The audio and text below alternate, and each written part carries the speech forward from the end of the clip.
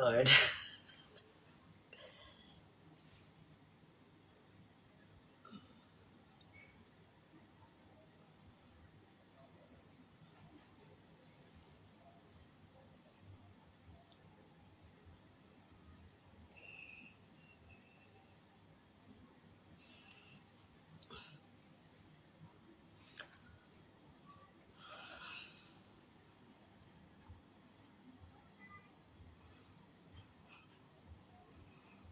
I see that.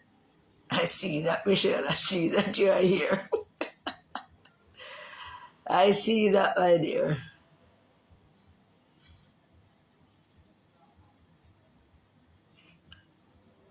You should go share the live now.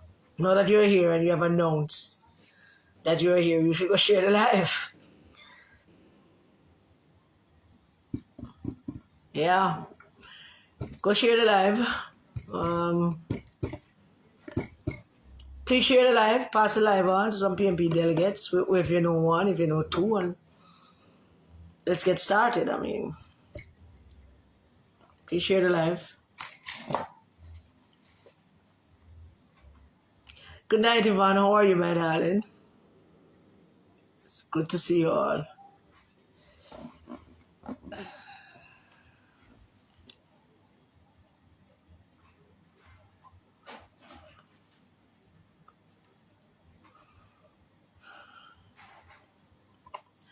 Good night, Kirk. I like your last name, isn't it? I try not to pronounce it for fear I might, mangle it. So I don't want to try to pronounce it, but I love your last name. Bridgemahan or something like that. Maybe one of these days you can tell me how to pronounce it. It's a good name. It's a very good name. Share the live, please. If you know anyone, just pass it on to them. Tag them. Share. Turn this on. There we go.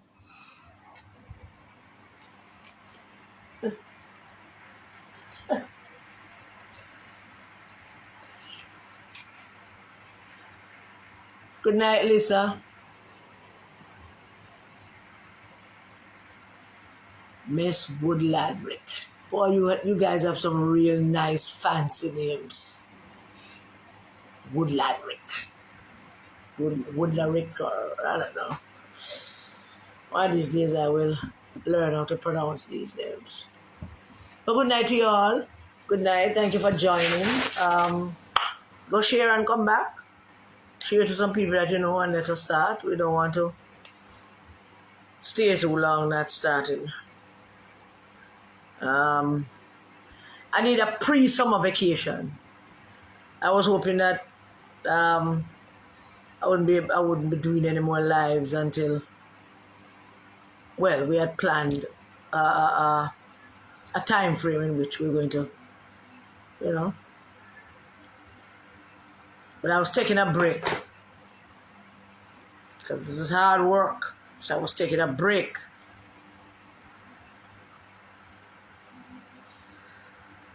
I was taking a break from it all because it's tiresome. It's very tiresome, and it's draining. So I was taking a break, I'd hope that the break would be longer. When we discussed it, we had said, let's talk about, I'm ready. I am ready. Sharing, pass them on to the delegates them. Let them see us, let them come on. Good night, comrades. Good night, good night, good night. I'm going to start, hoping that some other comrades will join us and come. But continue to share. I trust you are all in good health. I trust you are safe and your family is safe and everybody's good and things are going great with you. But things not going great with the People's National Party at all. So tonight we want to talk about a couple of things. And I think we had listed some things But I made a little list that I want, some things that I want to look at. But we're going to look at the whole selection process for candidates in the People's National Party. And we're going to segue into some other things that leads to that. So we're going to start off by, first of all, posing a question to you. I'm posing a question to you because this is the question that will have to be posed first before we can get to the other things or any answers we might want to have. Because any answers that we're seeking lies within this particular question. And the question is this. Before I get to the question, in the People's National Party, when a decision is taken at the NEC, particularly a decision as monumental as the methodology and the mechanics of how candidate selections are going to take place. When such a decision is taken in the PNP, usually at the end of the NEC, the General Secretary's office sends out, on the instruction of the NEC, sends out an outline of the decisions that were taken and what is the agreed methodology and what is the agreed mechanics going forward in terms of the process itself, whatever process it is.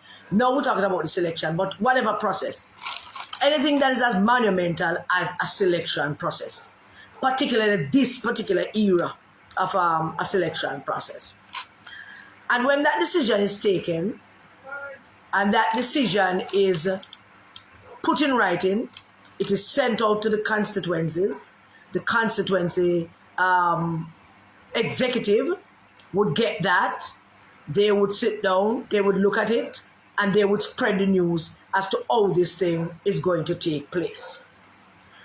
So, to say that, now I have to ask a question.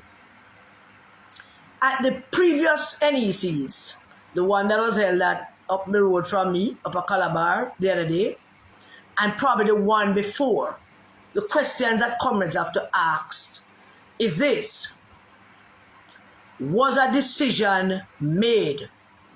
Did the NEC agreed on a method going forward when the whole idea of a poll was proposed as part of the selection process? Did the NEC sign off on that? Was a method agreed on?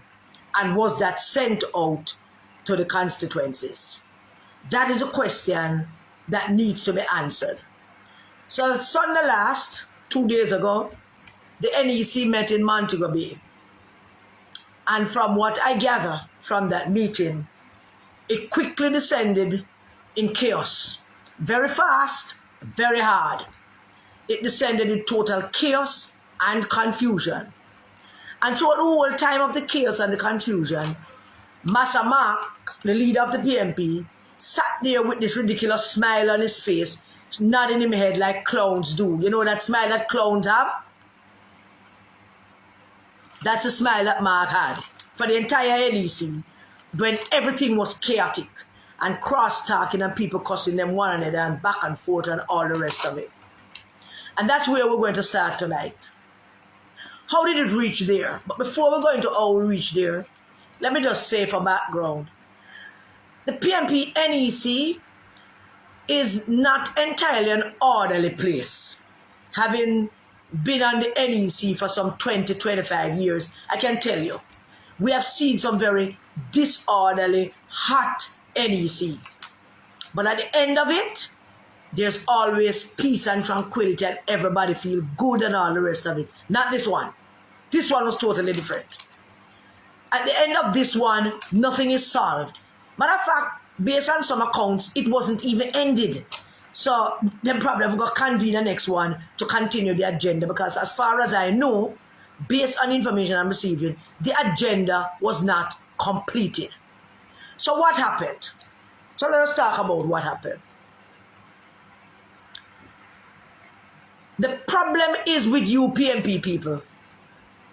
The problem is with the NEC members. The problem is with the PNP delegates. Mark is not the problem. Angela is not the problem. Unu are the problem. And let me explain to you what I mean, why I keep coming back to all of you delegates of the PNP. Why I keep coming back to you?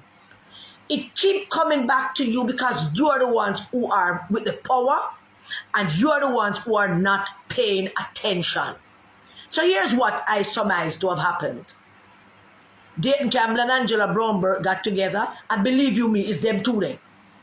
Got together with Paul Burke and all the other them cronies, and they put together this idea that in order to select, I will get to Mark's speech in terms of the kind of candidate him want, in order to select, the process for selection of candidates is going to take the following route.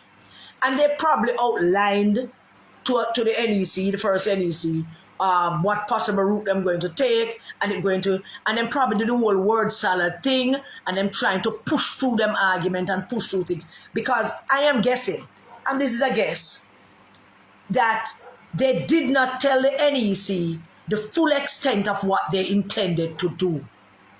They did not inform the NEC that they were going to hire Dan Anderson to select the PNP candidates for certain constituency, because it basically breaks down to that.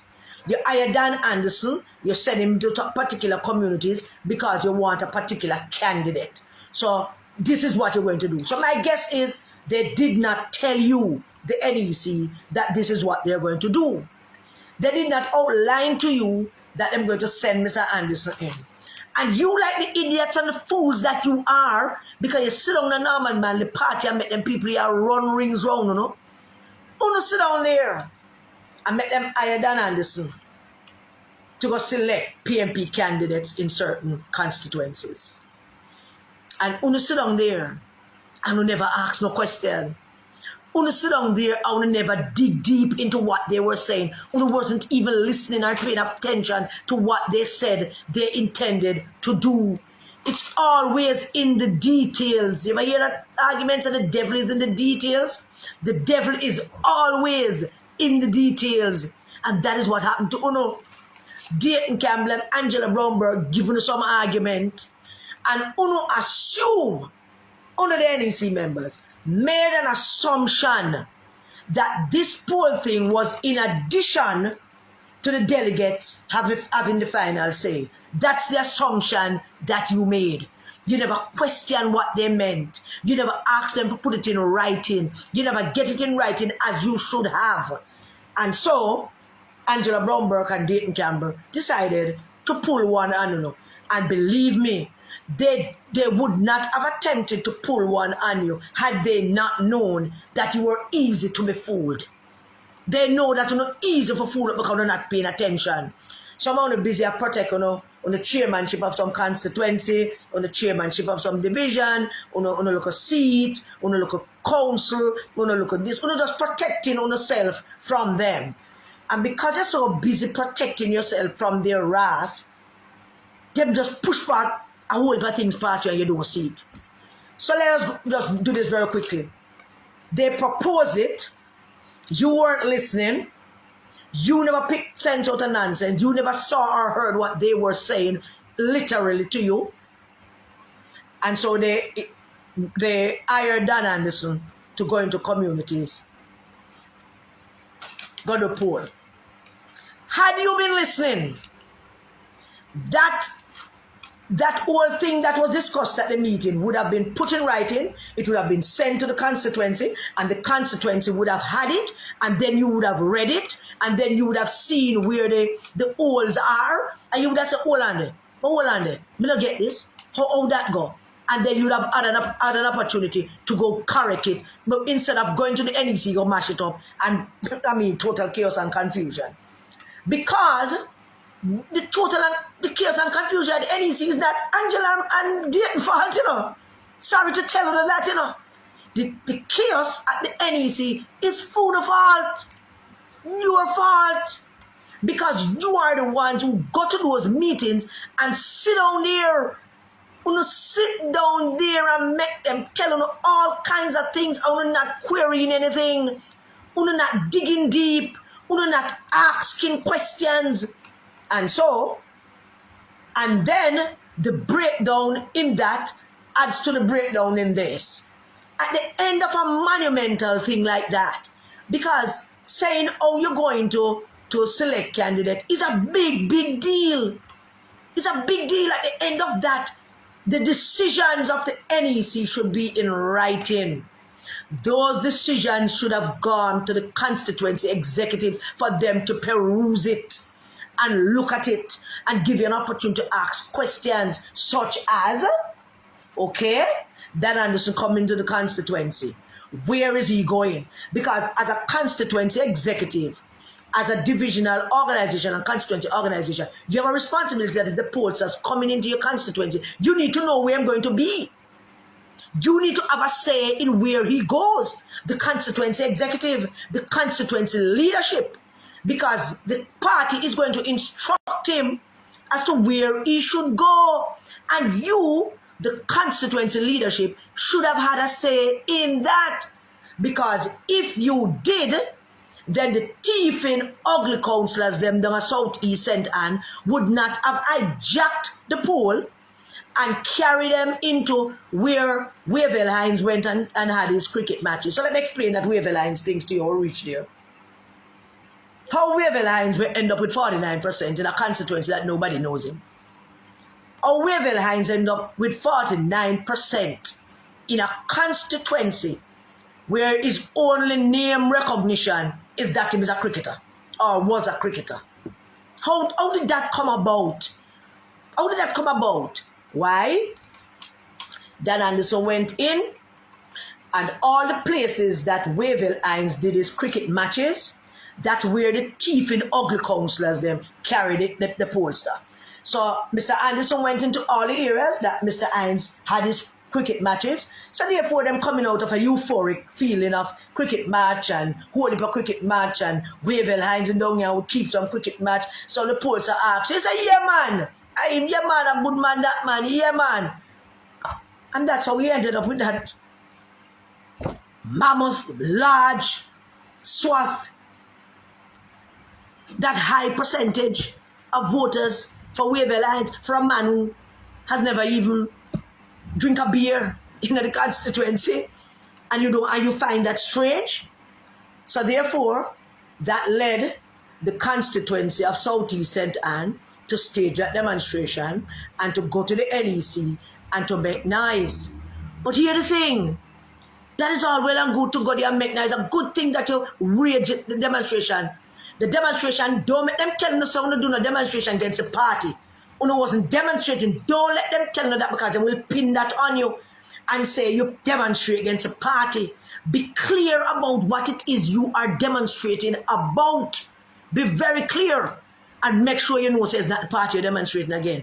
It's the system that they have instituted within the party to select somebody to represent you without you having a say in it. That is what your demonstration is about, South East St. Anne. But here's the thing again, South East St. Anne. We don't have NEC reps. I am sure we don't have NEC reps. Where were they when they were foisting this idea on you to ask the questions, to get the clarifications, to have the thing put in writing, to send it to the constituency executive, for the constituency executive to go through it and peruse it and have a say in it? Where were you? Were you not at those meetings? But clearly, they read the entire thing wrong. Mark and Angela and Dayton. Because you went to the NEC and you behaved like PNP and you stood up for your right. And it has not been solved. But look at it, PNP people. I'm going to go through it.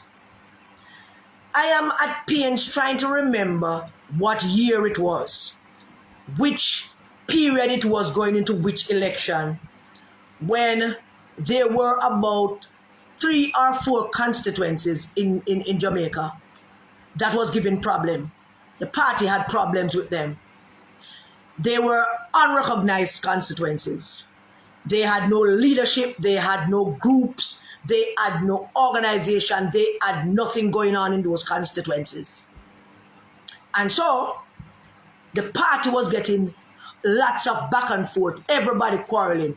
People supporting John, people supporting Mary, people supporting Tom, and them quarreling about who should be the representatives in some of these constituencies. It got so bad that it came to the NEC. And when it came to the NEC, it was exhaustively debated. And one argument prevailed. The one argument that prevailed was these constituencies are unrecognized. They don't have any organization in them. No constituency executive. Nobody not leading nothing. Everybody down there fight for power. And them down there beat up them one in the constituency and mash up. That was what came out of those constituencies. And it is out of that discussion at that first NEC meeting that we went to another NEC meeting held in Western St. Thomas. I think it was Yallas that NEC meeting was held. And at that NEC meeting, the NEC passed a resolution. The NEC passed a resolution giving the party leader, PJ Patterson, the power to decide the candidacy of these constituencies. And let me just be clear. This was the first time in the history of the PNP that this was being done, where the party leader gets the full power. I mean, Michael Manley have had to make decisions, but Michael never made any decisions about candidate without consulting with delegates. Never. Never. If Michael Manley want a candidate, him going to the constituency, but tell them why. And they signed off on it or not. When the NEC decided, voted and gave PJ Patterson the power to make the decision on these constituencies, I think it was 3 or 4 constituencies. When the NEC signed off, and the NEC, all right, we agree, all of us agree, that the party leader is going to make this decision.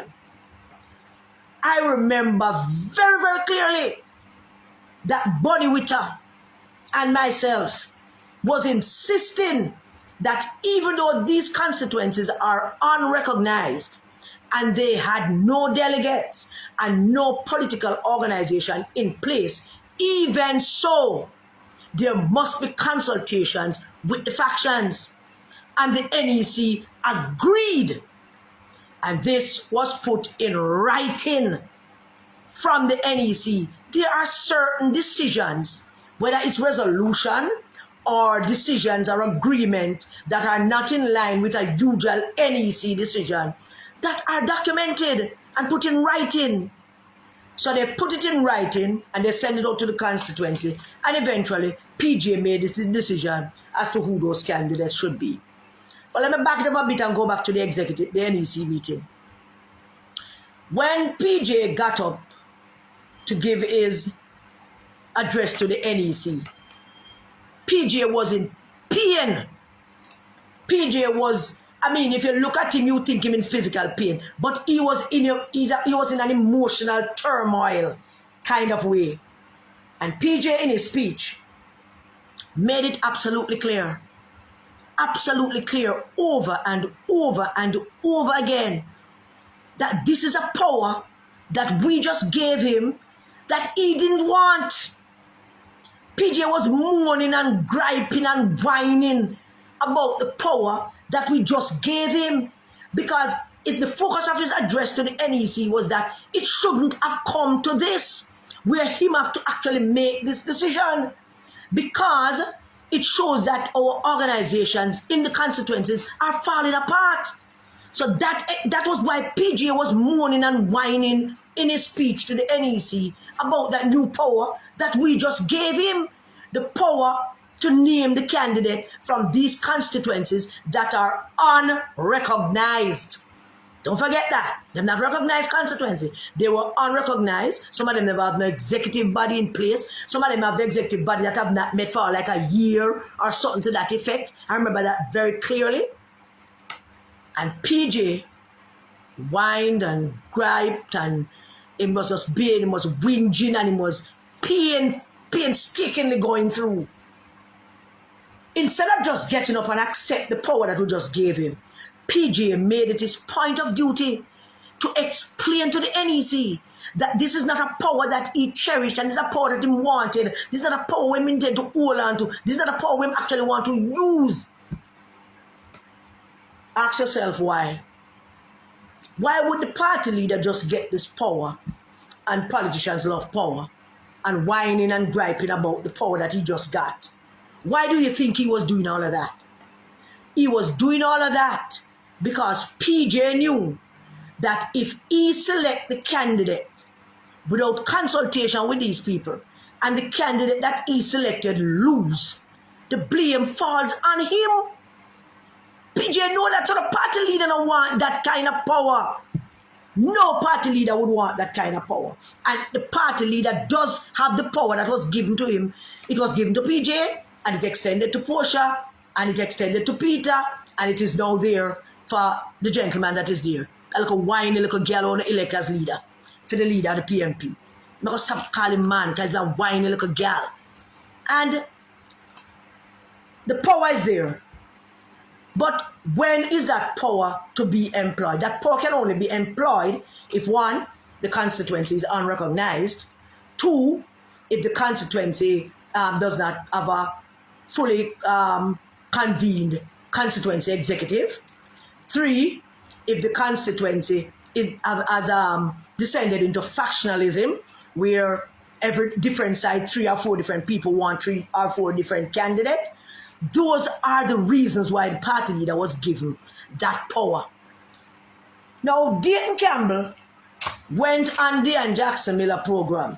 And I don't count the Ann Jackson Miller as any kind of journalist. Them people that are journalists. Them people that paid political operatives. Them don't know how to ask questions. Them don't know how to be journalists. Them just go to school and pass some exam and get a piece of paper and come out here try and make people believe that them know them. I say, them don't know what them doing. They are corrupt. Because this is the General Secretary of the People's National Party sitting down with you who call yourself a journalist, telling you, the journalist, so-called journalist, that the PNP leader has veto power. The PNP leader, Dayton Campbell says, has veto power. Dayton Campbell is a man with a doctorate. And him have law degree now, I don't even get it yet. But I'm a doctor, and I'm a lawyer, I'm a pedophile, I'm a joke, I'm a riffraff. Yeah, I'm all of that. And he sat down with the journalist, the so-called journalist, telling her that the party leader has veto power. And I want you to pay attention to the word veto. PJ got the power and authority from the NEC to go select, to go make the decision, the final decision. The word final was included in it. The final decision on the candidates for some constituencies that were in factionalism, never have no constituency organization going, or they were unrecognized as constituencies. Now Dayton Campbell out in the public talking about the party leader veto power, and that is what got me out here tonight. Because I'd said I'm taking a break. Taking a break from it, it's overwhelming. I have to answer the messages at daytime. The text messages, the WhatsApp messages, the phone call. I have to deal with those. I can't deal with everything one time.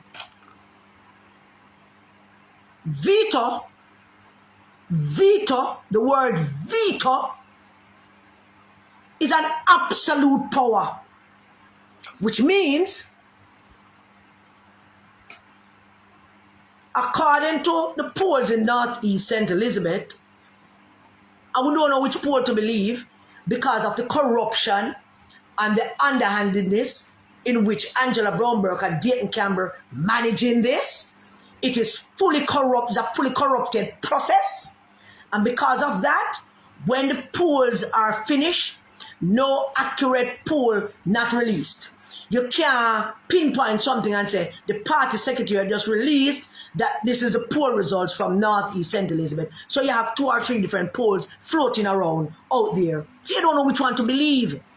And that is part of the corruption that Angela Brownberg and Dayton Campbell presiding over right now in terms of this selection thing. They might preside over it. They might send Dan Anderson to go pick who the candidate should be in the People's National Party. I will not blame Mr. Anderson. It's a job, and he might do it well, but I will them tell him to do. If what he's saying about the veto power is simply this. Let me explain the veto power in a simple term for you. There are 435 members in the U.S. House of Representatives. If 435 of them get together and vote yes on a bill, write a bill, and the 435 of them support the bill, sign off on the bill, and the bill that, then them send the bill over to the Senate. And if all 100 senators sign off on that bill, a foolproof bill, 435 congressmen and women, 100 senators, men and women, signed off on it. All 535 lawmakers in Washington signed off on that bill. Them send the bill now down to the White House, and President Biden veto it. That's how veto come in. Absolute power.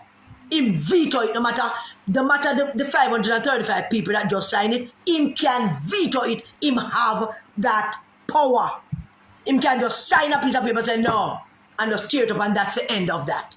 So basically what Dayton Campbell is saying is that if Jess and Raymond and Kern go to the delegates, and 100 delegates vote, and the 100 delegates vote and say, all right, we'll go straight all 100 away. I go with Jess. Or all 100 away. I go with Raymond Price. What veto power means that Damian giving to Mark is that Mark can ignore that. That is basically what Dayton said, you know. That if the 100 delegates, bam, give them somebody, Mark can say, we don't want them here, and veto it. He does not have that power. PNP delegates, let me tell you, he does not have that power. But be careful, because Paul Burke controls the PNP constitution. So unless you have one that do have the word veto in it, next thing you know, Paul Burke singing in here right now, I put in the word veto in it. So don't watch yourself. A source of corruption. Mark Golding has no such powers to veto nothing that the PNP delegates decide on, and that decision is final. The only veto power, if you could call it that, the only power Mark Golding would have in terms of 100 delegates selecting one candidate that them don't want, is unless something comes up about that candidate's integrity, money laundering, trafficking, that kind of thing.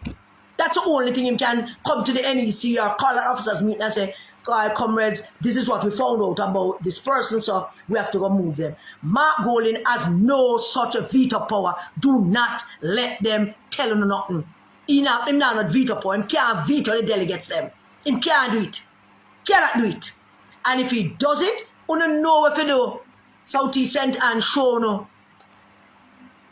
If 120 delegates shows up in Northeast St. Elizabeth, and 100 of them vote for one candidate that Mark Golding don't want, him can't move the candidate. And if him attempt to do so, he don't know what to do. Him can't do it. He don't have such power. So Dayton Campbell spreading misinformation in the public space, and the so-called journalists them sit down in front of him and listen to him chat that foolishness and that questioning him, and them don't have a copy of the PNP constitution, and them don't have the background in which that power was given to the party leader. So them sit down there and pretending like them conducting a fair and balanced interview, which they are not. That's why Jamaican people don't trust them.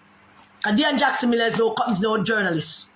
Just a paid operative, political operative like the rest of them. Mark Golding does not have that veto power. It's the first thing. There is no written decisions from the NEC as to how the process of selection was going to take place. It was just something dreamed up by Dayton Campbell and Angela Brownberg, and then put it forward and figure to themselves that they could do it because them know not pay attention. Them know the whole on the busy I try all on the little power, whatever little power nothing could have. Them know not paying attention to it. They know. That's why them do it. But they look like chicken coming home to roost because the NEC rile up and got up and go out with pure takes. Let us see at the NEC meeting a little longer. At the NEC meeting, long discussions, whole heap of discussions going on because people misunderstood what they meant when they say they were going out to do polls. Nobody understood it. I will never ask a question. That's the part that really burned me down, you know. It's like it cannot be helped. So Mark Golding is going to continue to destroy Norman Manley Party because Uno sit down there and make them run rings round, and some of them are seasoned politicians above them like a fool girl there. Uno seasoned politician. Uno make them run rings round, The NEC meeting. At the NEC meeting, in the PNP, if the NEC meetings get raucous and loud and argument and counter arguments and counter arguments and double triple counter arguments, the party leader is the one shining example. You know, the party leader usually, PJ was a quiet man, he just sit down there and take it all in. It never descended in total confusion yet where there is no order. Never. Because them time that we had leaders who know how to lead. And usually, after the excitement and the back and forth and the arguments and the counter argument and the triple counter arguments and all of the arguments them done. I remember one NEC, one heap of rotted excitement, one long line of people took up the two side of mic, one somebody walk with a mic, plus a mic standing down in somewhere, and a pure excitement. And I remember, because I've been trying to run back through all of them in my head from yesterday, I remember there was about 3 persons left to speak, to ask me what it was about. Don't ask me to remember these images. It's just an image I'm trying to put in my head as to if these things happen at NEC meetings, and they have. And when there's about 3 other persons left to speak, Bobby Pickersgill announced that, comrades, let's be upstanding for the party leader.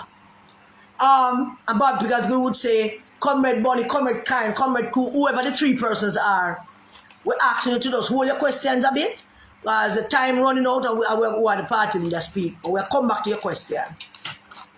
And the party leader would get up and the party leader would speak.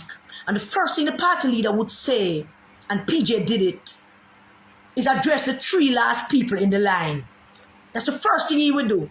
Comrade so-and-so, comrade so-and-so. I think I kind of can guess what you're going to say. And PJ make a lightness about it and comfort them and give them reason to want to sit down because they know there is a fairness here, fair play going on. It is fine, it is okay, whatever is bothering them. PJ give them that ease. You know?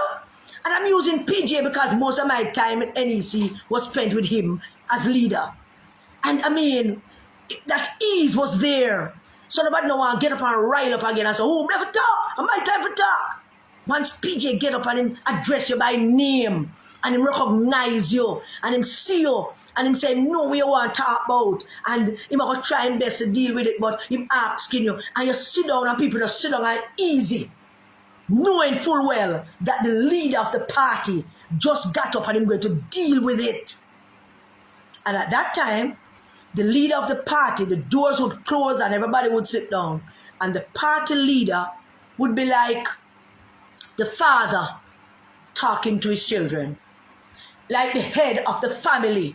Just watch the big fight where the family just have a little while and now step in to calm fears, to get everybody down, you know. and get Rima and Selena for come sing it, calm down, calm down. You know? So I mean, that is what the party leader would do.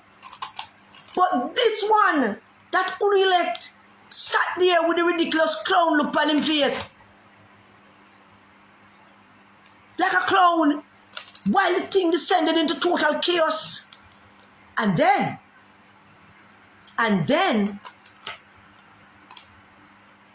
Angela Brownberg cut the NEC, paused the NEC, so that Mark Golden could speak. And comrades, Mark Golden rightfully came there with a prepared text. Something that was written for him to say. A speech.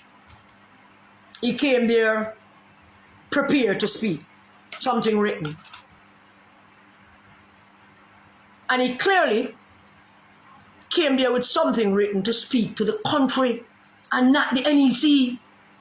It's the strangest thing I've ever seen in my life. This NEC meeting just descended into chaos and confusion and quarrel. And you shut it down, Angela Brownberg shut it down to invite the media in so that a clown leader can give him speech and get him face on the front page of the newspaper the next morning.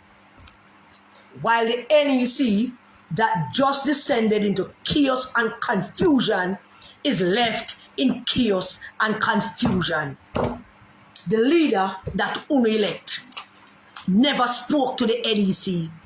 He came with a prepared text, a prepared speech.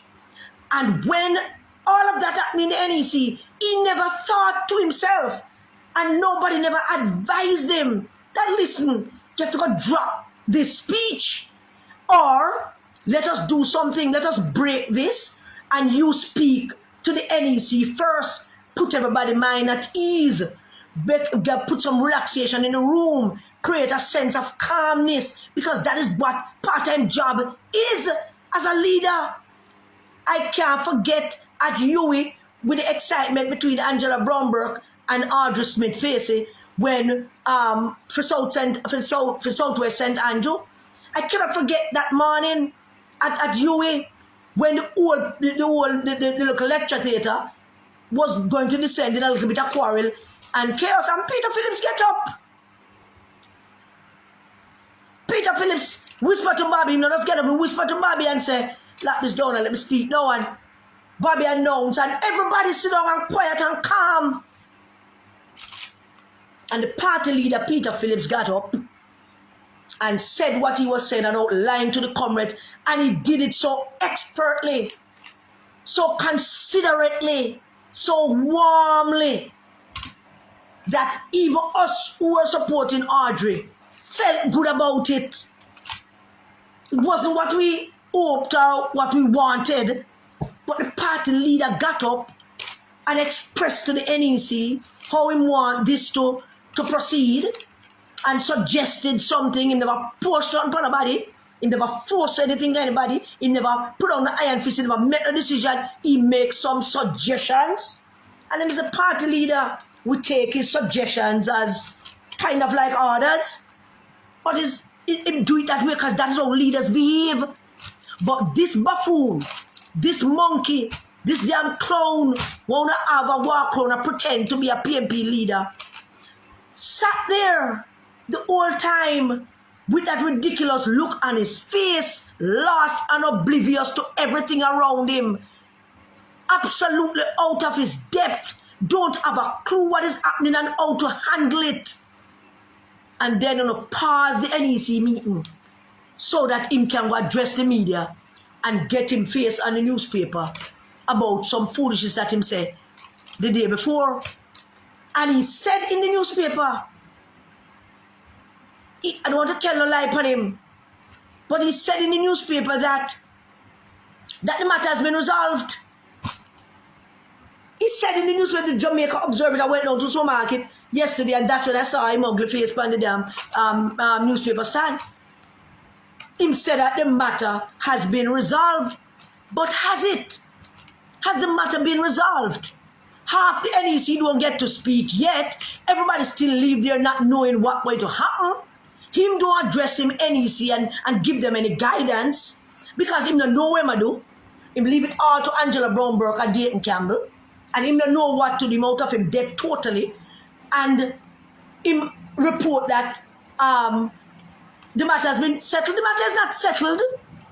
Dan Anderson cannot select a PNP representatives. Dan Anderson cannot select candidates for the PNP. Dan Anderson can go do a poll. And personally, I agree with the poll. Why do I agree with the poll? I agree with the polling because it gives you, in a broader sense, it gives you some additional information. It sets you up to be able to help the candidate, whoever the delegates choose. You can say, did the poll had said this, and the poll went there. For the life of me, why would you send Dan Anderson down in Southeast St. Anne? And don't send him to all the PNP PDs them, that Lydia and Garrick and Bell and Little Dick Wizzy organize for PNP people not to come out, come vote. Why didn't he go them places to go find out, all right, the PNP people never come out to vote. We are present them 3 people here to know which one I know that suggest. Why that one never instruct? No. Angela Brown-Burke send the pollster to the thief in ugly council them, Lydia and Bell and Garrick and that Little Dick man, and let them direct the pollster. Now there's nothing illegal in Mr. Anderson doing in polls based on where they send him. But I'm pointing out to you that they are sending Dan Anderson in places to do poll where they expect to get a particular result to install a particular person. That's the purpose of that. What is the purpose of doing a poll in the woman constituency? Lisa, and I still the member of parliament for Southeast St. Anne. Out of order. You send polls send the woman constituency to go look at who is the best choice to lead because she says she's leaving. And you do not consult with her. You don't look at the election results in Southeast St. Anne and you don't say, all right, damn it. Look on all them PNP places whenever show up. Let us send the pollster down there to find out which one of them 3 people here they would carry. No. I want to send them with wavy lines who I asked somebody to peruse his page for me. That is another story. I can't tell you that right now. But that's what they did. That is what they did. Speak specific spots that they know that their guy or their gal, and it don't seem like them choosing much gal, but them choosing a whole heap of guys because they want to man them because they're easy to be corrupted. So they want people like Kern Spencer, who's already a corrupt individual. So they want him so that them know that him will just fall right in line with all of Angela and Dayton Campbell corruption. So them going for less girls and more boys because the boys them easy to corrupt. Wavell Hines would be easy to corrupt. Oh yeah, they will go for the people them. Them not going for the women them. And the women them have a little bit more principle than the guys. And they send the man, the pollster, down where Wavell Hines keeps on cricket matches, and that gives him 49%. Them really taking it for buffoons, you know. What if you realize that them taking it for idiot? Under the PNP delegates. Them take all out for idiot. Now there's a simple situation. It's simple. If you are a recognized constituency, and I'm telling you this, because you don't understand what your responsibilities are and what the rights and power that you have are. If you are a recognized constituency with a constituency committee that meets and carry out its political responsibilities in the constituency, here is your right. Let me explain your right to you. They're going to do a poll. You tell them where the pollster must go. The constituency executive. Tell them where you want the pollsters to go. We can't accept the poll unless them send the pollsters where you don't want the pollsters to go. And the constituency executive has to be fair and impartial. You want the pollsters to go in places where the PNP votes didn't show up. No, sir. You want the pollsters to go into places where there are mixed boxes. No, sir. Where sometimes the JLP win the boxes, sometimes you win the box them, the JLP win by 10, you win by 4, the PNP box them that didn't show up in 2020. That is you want your pollsters to go find out which one of them guys can carry it, which one of them people are going to bring them out and carry it across the line, because Mark Golding can't carry it across the line. And I don't want to spend too much time on Mark Golding tonight because we have something special in store for him coming up soon. Angela Brownberg and Dayton we are deal with tonight. Mark Golding, Marky G, Massa Mark, sit tight. You want to weep and moan. You think I'm playing up with you? But we're going to talk about one thing. Just one thing regarding Massa Mark tonight before we finish this pollster thing. The 25% threshold that they have put in place for candidates to pass, 25% threshold is not a high threshold for anybody who wants to represent a constituency. It's not. It's not a very high threshold. It's a third of 100%. Not that bad. But the point is, if you are going to set a threshold for a candidate to be able to scale that against a JLP candidate or against a JLP MP, how can you, any of you, Mark Golding, who's at 14.7%, Mark Golding, who's at 14.7%, was 18% last year. Now him is at 14.7. And I'm going to read a poll to you. If him can scale 25%, what gives him the right to set that threshold for you? Him can't scale it, but he must set it for other people. Match up Angela Brownberg as a chairman of the People's National Party to the chairman of the JLP, I believe it's Mr. Montague. Match up the two of them and see if Angela can meet that 25% threshold. Match up Dayton Campbell with Orius Chang, the two general secretaries of the two political parties, and see if Dayton Campbell can reach that 25% threshold. Because one question you have to ask the Jamaican people when you're matching up those two is this.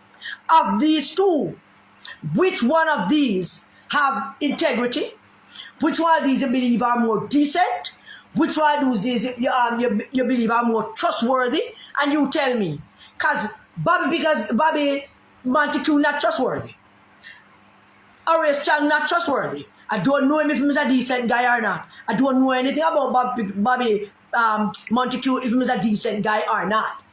I don't know if him is trustworthy. I don't know that about them. So I can't speak of it. But I know Angela Brownberg and Dayton Campbell not trustworthy. I know Angela Brownberg and Dayton Campbell don't have no character. I know that Angela Brownberg and Dayton Campbell don't have no integrity. I know that. So let's match them up with the JLP. And let's assume that none of the JLP man them not have none of that either. Match them up, man. Let us see how much Angela will come out with and Dayton Campbell. But you, Mark Golding, I set 25% threshold for people who do more work in a PNP than you ever did. For people who have been in the PNP a style and a struggle. Did things a PNP that you could only and you can't even imagine in your head. And you have set 25% threshold for them, a threshold which you, the leader, cannot meet. Where do you come off? Where the hell do you come off behaving as if you control something? You can't meet 25% threshold and you are setting for other people? Hold on. Seriously? You should set the threshold for 14.7 and see how much of them can reach that. 25% threshold that you can't meet and you are set it for other people who have dedicated their lives to the People's National Party. Some people who dodge bullets people who take it for the People's National Party, and you set a threshold for them that you cannot meet, a threshold that your General Secretary cannot meet, a threshold that your party chairman cannot meet. 25% of this country do not like Angela Brown-Burke if she get 14. Matter of fact, if you match up Angela Brown-Burke with Bobby Montague, Mark, you might feel good because you'd find somebody who have lesser likability than you, because that would be she. So you'd find you should do it. Just as a matter of ego, you should just do it. To prove to her that you have more than she. Because I'm sure 14.7% of Jamaicans do not like Angela Brown-Burke. And Dayton Campbell, that riffraff who was sent out him dogs them on the resistance last week, I was run them right back in. Don't worry, man. Don't worry, we're so sorting out, man. Him can meet 25% threshold as a general secretary in this party, in this country. Him can meet that threshold. So we don't have no credibility to set that threshold for anybody. The delegates of the People's National Party must choose their candidate to represent them, because that is how it has always been. It's not only the Constitution, but that is the way it has always been. You can't send Dan Anderson go pick PNP candidate for PNP. Where will Dan Anderson be after him done? The JLP hire him for help them pick candidate to, and him share phone secrets with them, and God knows what is going to happen. Yeah. I don't want to pick PNP candidate to a poll. Mark Golding is the most untrustworthy party leader ever in the history of the People's National Party. The most untrustworthy party leader ever in the People's National Party. And for all you PNP people out there, we are all conversation with him. Be careful, because everything you said to him tell back to Angela and Dayton. Everything. I kid you not. If you go to him and tell him, say, boy, Angela is a drag on the party. I mean, the needless to say that, because him, Mark Gold, is a drag on the party. Dayton Campbell is a drag on the party. The party can't breathe because of them.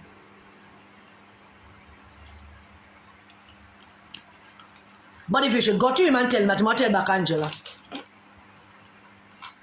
Now, here is this guy down in Montego Bay, St. James. Glendon Harris. Now, Glendon Harris was, I believe, my parish either chairman or vice chairman when I was leader of the YO. And Glendon Harris is the guy that built the PNP youth organization in South St. James. Glendon Harris is the guy who started the whole movement of the peace management issue. Some whole things he was doing down there when I was head of the YO. And hear me, PNP people, I want to listen to me. This is a PNP where Peter Bunting take him side chick. One young miss, well, she don't look so young anymore, look all and mash up and barky. I mean, nah, stop bust up Liberty Pound. Because you can't chat to me, the younger me, you can't chat to me. No day a week.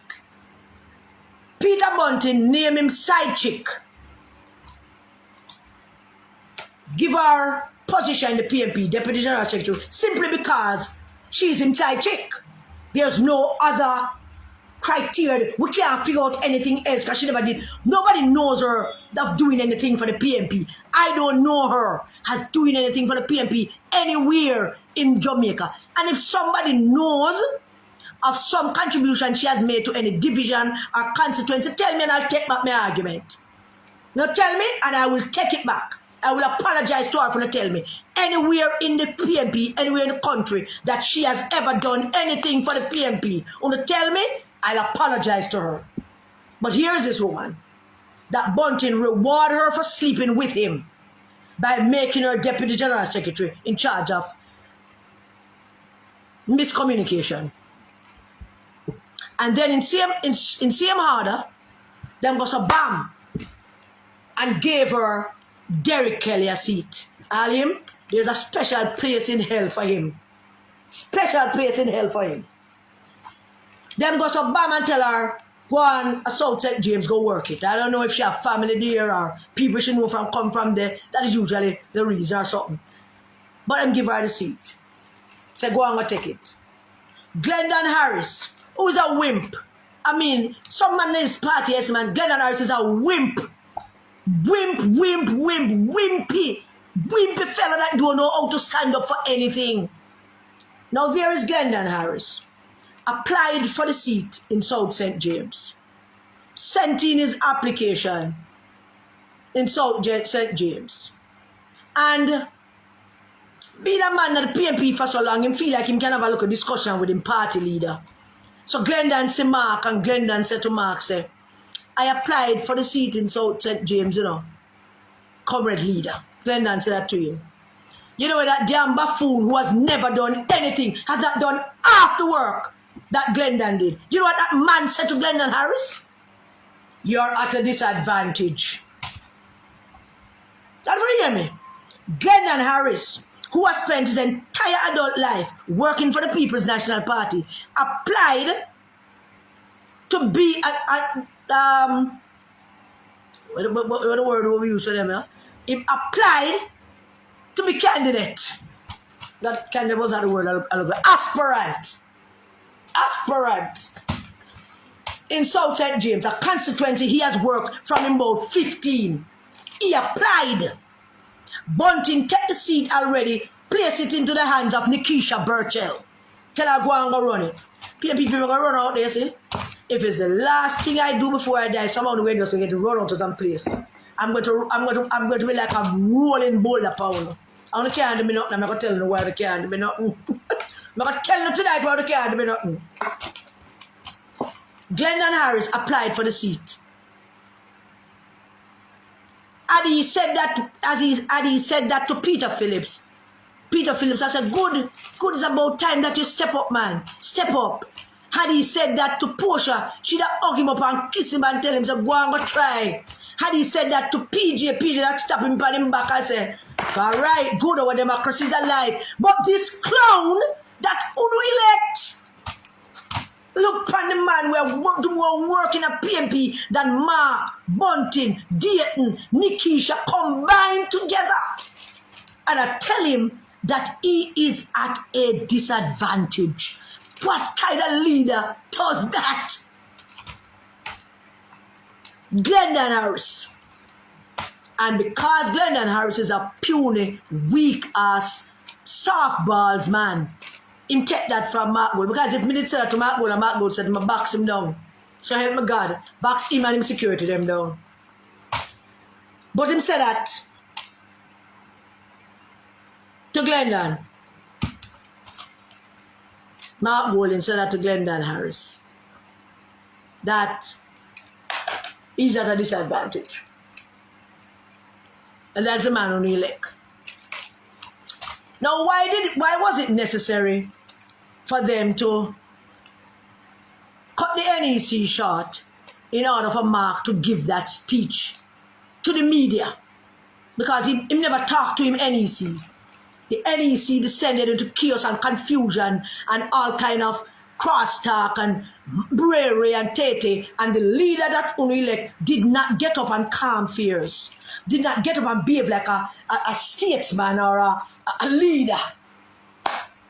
He make it go on because he have one intention, that is to give him speech that him right and have it come to give him, because him intention is him focus is not the NEC, him focus is not the PNP, him focus is him. Him focus is promoting him, Mark, Jefferson, Massa Mark, Golden, Angela, and Nikisha Burchell tell him that he must focus on promoting himself, not the PNP. No. Now here's a part now where me know so una eat that I'm a genius. Here's a part now. Let me tell you now. I'm telling you already, but I'm not listening. I'm telling you again. You see that 14.7 that Mark has? You keep sending him out in public. And when he come back, he will come back with 13. I want to keep sending him out again, and we'll come back with 10. I want to send him out again, and he might come back with 7. Keep sending him out. Because the more you send him out, is the more people get to see him. And the more them see him, is the more them dislike him. The more you send him out and the more him talk, is the more people not warm to him. People not impressed by him. And this is a part where we know some me genius are an idiot. It's baked in, Angela. It's baked in. They have already made up their minds about him. Why forget me? The country is in a turmoil. People hate Andrew Hollis. Andrew Hollis in hiding. Andrew Hollis, they're behind the scenes. We don't know what I do. But him in hiding. People hate him. The country want him gone. And still, him lead the leader of the PNP. Because him is at 25 and the PNP leader is at 14.7. Yet people hate Andrew Hollis. I want to big up Mr. Hollis tonight still. Because we get garbage truck. Within 6 days we get garbage truck 4 times. Today we have to be looking for garbage to actually put out. We get garbage truck 4 times within 6 days. You know, Mr. Hollis hear about something. But anyway, Andrew Hollis is at 25%. Mark Gold is at 14.7%. And the people of the country sick and tired of Andrew Hollis. Them sick and tired of him, and him still a beat the leader of the PNP. Or you could have send him out till God come. Or you could have change him shirt, buy new kangle, put on new shoes. One could do any damn thing you want with him. Give him a tan, put on a wig, something. It is baked in. They do not like him. They do not want him. They will not vote for him.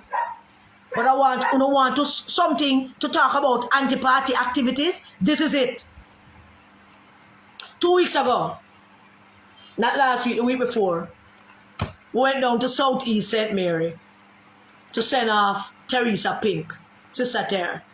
I want to big up Karen and Arlene and Tati and all the people in Nata Bay. Love on the lots. Sister Terry gone. Sister Terry was my mother away from home. No matter which part of the world me there, Sister Terry called me. And Sister Terry, from my mother died. Sister Terry the only woman I'm afraid of. Sister Terry the only woman I'm afraid for certain things because she will box me down and I have to stay box. In 2020, Sister Terry was supporting Lisa Hanna for leader. She called me on the phone and told me that Lisa she has support. And then when Mark Tiffit, I come from Portland and I stop, as usual, hold a conversation with her. And she said, why him win so? But we just go on with him so she can support him. And in memory, out of respect and memory for her, I go down there and him down there, PNP night. I'm not trouble him. I can go and take him picture. And Mark was taking a lot of pictures at PNP night out of Nata Bay. But Mark never know half the people I take picture with are people who get visa that me give them. Talk up on the talk now, Dayton Campbell. Want to talk up the man? Mark busy.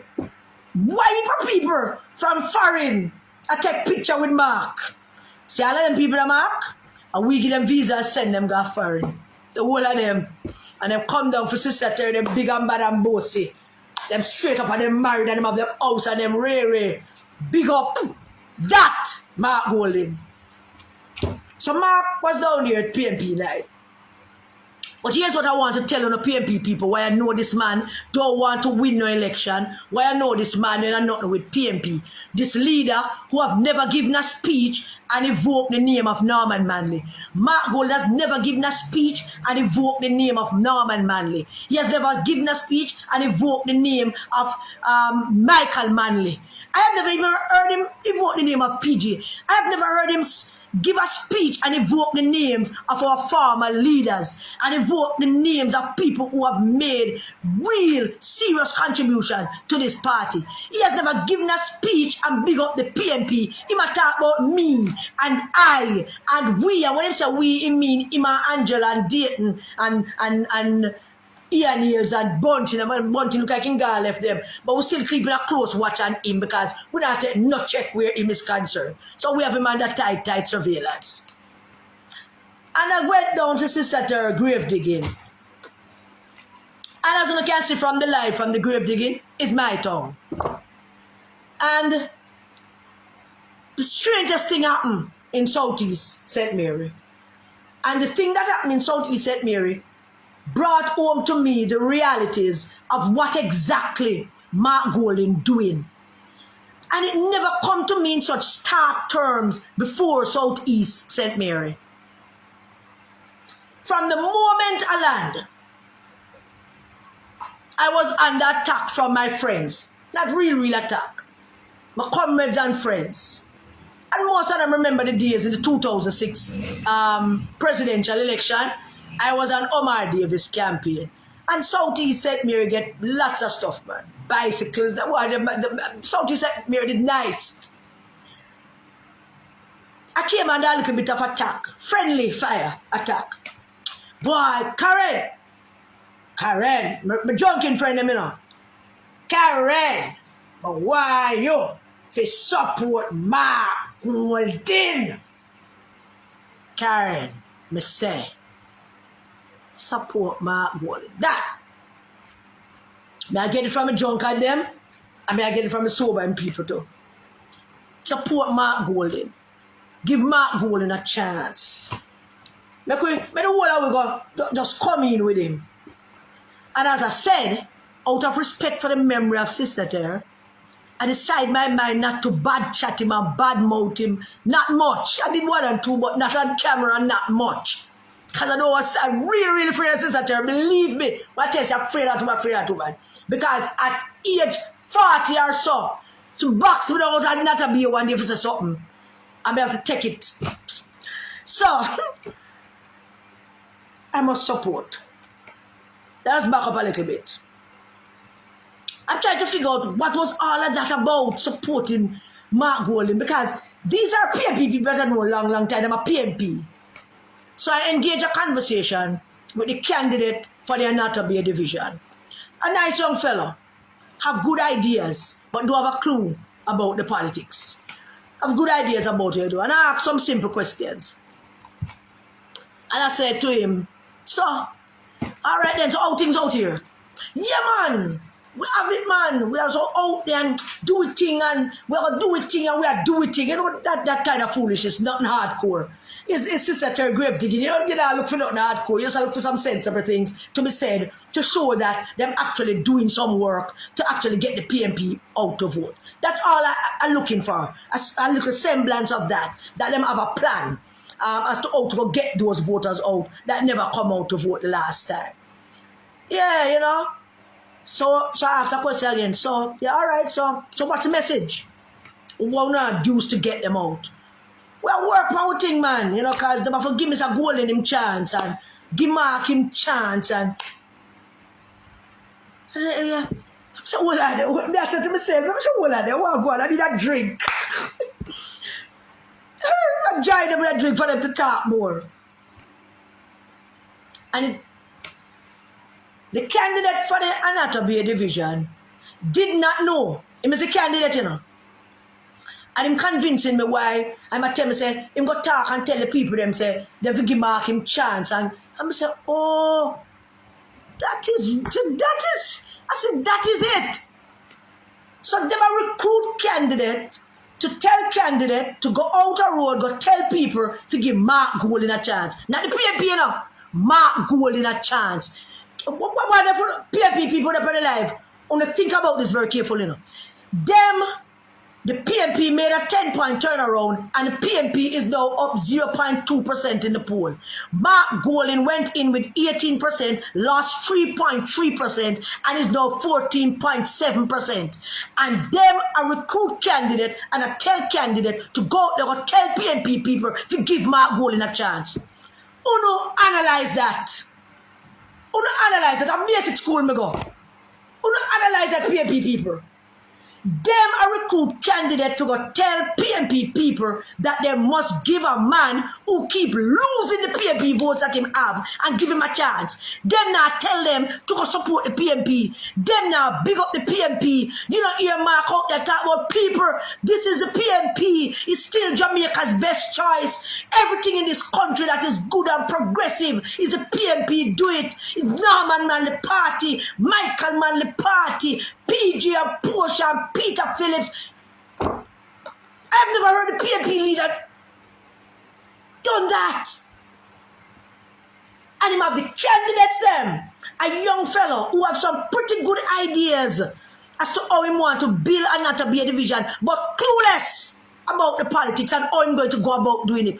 Clueless and not interested in knowing either, because him stuck on the idea that we should give Mark Golding a chance. Mark Golding not improving in the eyes of Jamaican people. And you ask me Karen Cecilia Cross, to go out there, go tell PNP people to give Mark Golding a chance?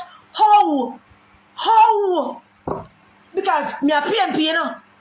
Me a PNP. Me not a member of the PNP, but me a PNP.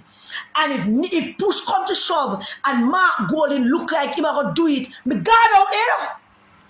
Mark Golding is at 14.7%. In 2015, Dan Anderson did a poll in 2015. And he did the poll and asked one question. Who should replace Portia Simpson Miller? Because it was coming down to that. So he asked, who should replace Portia Simpson Miller? A whole heap of people naming at the poll. Number one on the list, Peter Phillips, 18%. Lisa Hanna, 13%. Ronnie Thwaites, 7%. Peter Bunting, 6%. Damian Crawford, 4%. Philip Caldwell, 3%. Omar Davis, 2%. Mark Golding, 1%. Anthony Hilton, 1%. Now let me explain that poll as I was trying to explain to somebody. The reason why Ronnie Thwaites made it third at 7%, because Ronnie Thwaites was seen them times as a people person, a man for poor people, and him chat up for poor people, and people liked him. Peter Bunting was General Secretary, so he made the cut. Damian Crawford would have made the cut naturally. So would Philip Caldwell. How did Omar Davis make the cut? Because he ran for leader in 2006, so it's natural that his name would have come by the poll. To this day, as to how Mark Golding and Anthony Hilton get onto this list at one. In 20, and I want you to listen to me in the comments. In 2020, in the presidential election,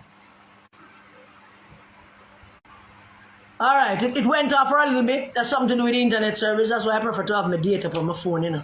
Don't know why I didn't do it. That internet thing. So my apologies, comrades. It just break for a minute because I had to switch.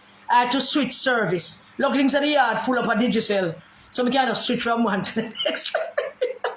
In 2020, in the middle of the presidential elections, between Lisa Hanna and Mark Golding, Mr. Dan Anderson went out and did a next poll. I don't know who commissioned it. Rumors are it was Bunting that commissioned the poll. In the poll, they asked who should be the leader of the People's National Party. This poll in 2020. When they polled the 14 members of parliament, the result was this. Lisa Hanna, 34%. Mark Golding, 26%. That's in high point. Julian Robinson, 14%. Philip Caldwell, 5%. Michael Phillips, 2%. Now that is when they poll the members of parliament. Alright? So Mark not make the national cut yet for the 25% threshold that in placing on everybody else.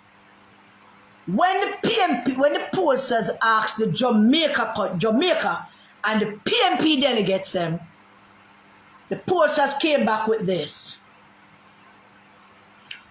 When I'm asked who's your choice for PNP leader?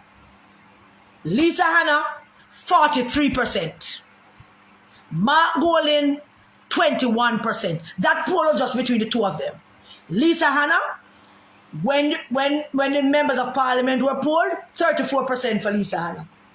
34%. 26% for Mark Golding. That's just members of parliament. 14% and say Julian Robinson. 5% say Philip Powell. 2% say Michael Phillips. But when the posters go to ask Jamaica and the PNP delegates, who's your choice for leader of the PNP? 43% Lisa Hanna, 21% Mark Golding. So I can look back for Mark Golding now. 21%. He must set 25% threshold for people. And when the posters asked the Jamaican people in 2020 who they preferred for leader, him at 21%. And for the life of me, him couldn't keep that 21%. He moved from 21 to 18 to 17, then back at 18, and now at 14.7. And him has set a 25% threshold for PNP people who do more work than PNP than him. And him out there recruiting people to go out there, go tell PNP people that the message that they must go to PNP people with is to give Mark Golding a chance. Angela Brownberg come up with this crap? Is this the best she could come up with? That you have the candidate, the PNP candidate for the Anatomy division, talking as if his entire campaign is going to be based on telling people that they must give Mark Golding a chance? Then, my dear sir and madam, Peter Phillips was 34% and nobody gave him a chance. 34% and they didn't give him a chance. They might give you a chance at 14.7? Huh?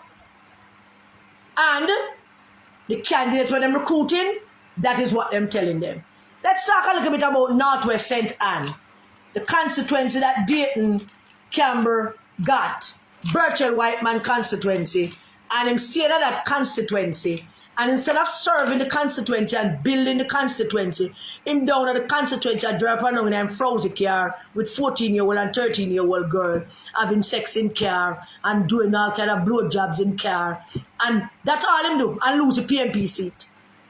And take the CDF money and threaten PNP people as to whether them can't get the money, so I know unless them come check him. And him dash the PNP seat. Him dash the PNP seat. And now, Mark Golding went walking down there. And the last time I heard, and I want Anika, please to confirm with me, if Northwest St. Anne is a recognized constituency. Anika, confirm with me if Northwest St. Anne is a recognized constituency. Because Mark Golding walked into Northwest St. Anne and presented a man named Manley Clark to the people of Northwest St. Anne, whom they have never seen or heard of, a man who's a labourite. And not just a labourite. The man is a card-carrying, water-baptized, Holy Ghost-filled, tongue-speaking labourite. And the man came on Northwest St. Anne without even consulting with the delegates and the workers and the people of Northwest St. Anne. But he walk around with the man and introduce the man, say him the candidate for Northwest St. Anne because Dayton gave him veto power. Dayton give Mark veto power, so Mark thinks him have some kind of power when he can walk around and name people to different constituency. Manley Clark. Who's Manley Clark? Who are all these people that them trying to give seat to? In Mark's speech to the media, I'm talking about him want young, bright, competent. Well, also, I follow the words when news are the kind of people we want. Or if you want them people and the PNP delegates, they like you. That don't half idiot clown like you. They be like you. And you at how you want bright, competent. We have that. You know, the PNP just for you to leave. We have that. Who is Manley Clark? Who the hell is Manley Clark? A card carrying member of the Labour of the JLP. Anika, you answer me yet? Marcus, the highest Marcus ever got is Anika want to know if Northwest St. Anne is a recognized constituency, please. Mark has only gotten 21% in this country. The highest he has ever been, and he couldn't even keep that. And that 21% must have been PNP people. It couldn't be labor rights. So I moved from 21 to 18 to 17 to 18 to 14.7. How much people have left him? How much percentage of PNP have left him since that 21 poll in 2020? 3 years to 14.7. Look how much PNP left him. I only want to build a campaign around people giving him a chance, and the PNP candidates, I'm not talking about the PNP, and reminding the Jamaican people how good a PNP government is, reminding Jamaican people that their progress and them success and them prosperity happen only under PNP, reminding the Jamaican people that Labour has never built a school in this country yet, reminding Jamaican people that this Andrew Hollis is the first Labourite leader to build a house in Jamaica. Every house in Jamaica, every housing solution in this country was built by PNP, to remind the Jamaican people that all our highways and our pretty roads and our easy access to places was done by the PNP and the PJ policy. Nobody to remind them that is Norman Manley founded the PNP. Oh, I forgot. Now, Mark can't talk about the PNP because Mark don't believe in a PNP. Mark can't go there, go big up him chest about PNP. Come on, comrades. I am Mark Jefferson Golden. I'm the leader of the PNP, Norman Manley Party, Michael Manley Party. You can't do that, Mark, because you don't believe in the PNP. You're not PNP. You're a full-fledged Labourite. You're what we call a dirty Labourite. You're a PNP, Mark Golden, and you out there indoctrinate the PNP people them for go out there for go tell PNP people to give you a chance. How the hell am I going to get them elected? How are they going to get them elected? By going out to tell the people that to give you a chance. Somebody that will give you no chance. It is baked in them, done with you. Them dismiss you at 14.7. Them dismiss you. Finish off with you. Nothing can help you. You don't have to take my word for it. You can wait it out still. Go and wait it out. But I tell you, I'm done with you. Nothing can get you back. No amount of PR, no new clothes, no new Kangol hat, no new shoes, nothing can save you. So comrades in the PNP, comrades in recognized constituencies with functional constituency executives, functional constituency organization, don't let them run over UNO. It's UNO alone to elect on a candidate. After them do them polls and make sure you ask them which part them do the poll. Don't let nothing slide with them, man. Them can't be trusted. Gone are the days. If we had Burchell Whiteman as our general secretary and say, I'll do a poll, let's go out here and leave it. Because we know it's going to be fair. And we know it's going to be a good poll. And we not question Burchell integrity. Because Burchell wear for him goodness on him sleeves. It was when we in a PNP, Bobby Pickers Gillen said we're going to do a poll. We can't trust that. Can't trust him now because he's betraying party in the final days of his life. When PJ was chairman and PJ was leader, you could trust that. You can't trust it now. Them they've been a different thing than Uno me tell you that lot. How long the resistance out there telling you? Don't trust not even the words that they speak. Don't trust the ground them walk on. If you stand up in front of them and them tell you, say the sky blue, look for yourself. Don't trust them when them tell you say the sky blue, look up. Everything them tell you, question it. Demand to know the details of it. They cannot be trusted. Them don't have your best interest at heart. Them on a different agenda than you. Because Mark Goley want Dan and this if we go pick the PNP candidate, and then the PNP candidate where him pick must go out there go tell them say they must come out, come vote and give Mark a chance. And then PNP in the wilderness for the next 30 years.